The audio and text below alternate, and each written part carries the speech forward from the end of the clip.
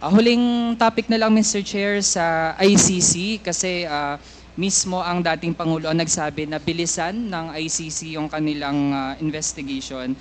I just would like to be clarified, Mr. Chair, kasi it seems to be a change of mind.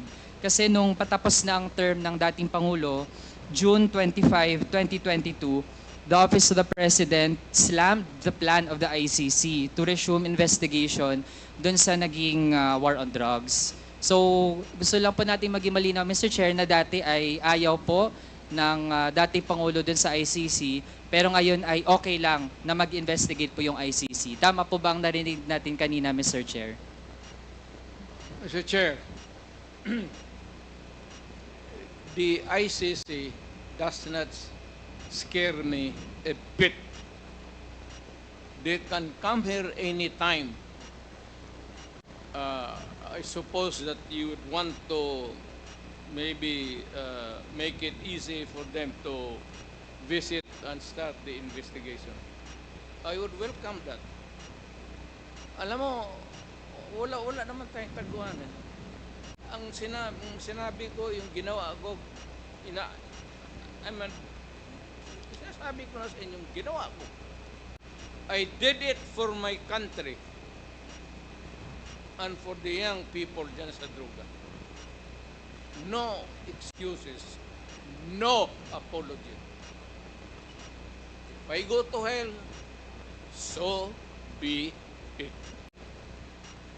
Mr. Chair, hearing that, ibig sabihin po ba ay willing ang dating Pangulo na isubject yung sarili sa investigation and all processes na gagawin ng ICC in relation dun sa kanyang war on drugs? Bigyan mo ako ng pera, ako nang punta ng ICC doon. Ako na mismo magpa-imbestiga doon. Ang tagal nila, hurry up. Kasi baka matanda na ako, mamatay ako. You might miss the pleasure of seeing me standing before a court and hearing the judgment, whatever may be. Pero ako, sabi ko, ginawa ko para sa bayan, ginawa ko para sa mga anak natin. Hindi, you never know kung ano yung resulta sa mga droga sa mga bata. You would never know the sacrifice of the parents. You'd never know the misery. And kita mo naman, sa lahat ng Pilipinas. And you'd never understand the suffering of a parent or a brother or sister na nakita niya naggunggong na ang anak niya.